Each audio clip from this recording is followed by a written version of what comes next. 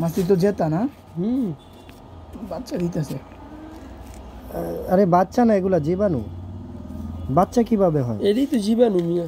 তাহলে ওই ভাই এই তুহিন লাইভ দেখেন, লাইভ ওটা রাখো ভাই, আমি কথা বল।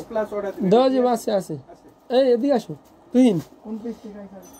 লাইভ দেখেন। আবিদ কালেকশন। মাছি যেভাবে জীবাণু খাবারের ভিতরে ছড়িয়ে এ দেয়। ভাই এই দেখো না মিয়া কেমনে বাড়িতে আছে। মাছি যেভাবে জীবাণুর ভিতরে, হ্যাঁ, যে দেখে না তারা জোর করে দেখানো কি দরকার।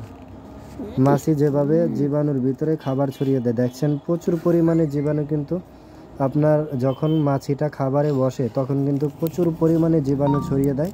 এটা তার কিন্তু জ্যান্ত প্রমাণ। আমি সরাসরি ভিডিও করতেছি বাহিরের খাবার কি একটা পরিমাণ। হ্যাঁ, আপনারা যারা বাহিরের খাবার পছন্দ করেন তাদের ক্ষেত্রে এই ভিডিওটা অবশ্যই কাজে লাগবে। দেখেন কি একটা অবস্থা, একটা মাছির পেট থেকে কত পরিমাণ জীবাণু বের হচ্ছে, প্রচুর পরিমাণে জীবাণু বের হচ্ছে। কিন্তু এটা কিন্তু জাস্ট পরীক্ষা করার জন্য মাছিটাকে এভাবে করা। দেখেন যত জাতা মারতেছে তত কিন্তু বের হচ্ছে প্রচুর পরিমাণে। যারা বাহিরের খোলাসা খাবার খান,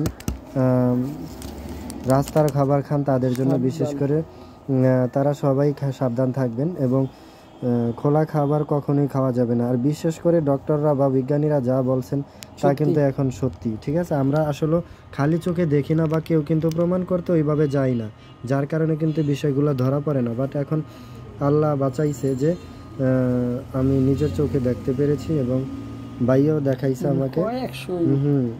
দেখেন বিষয়টা কিন্তু খুবই সেনসিটিভ বিষয়।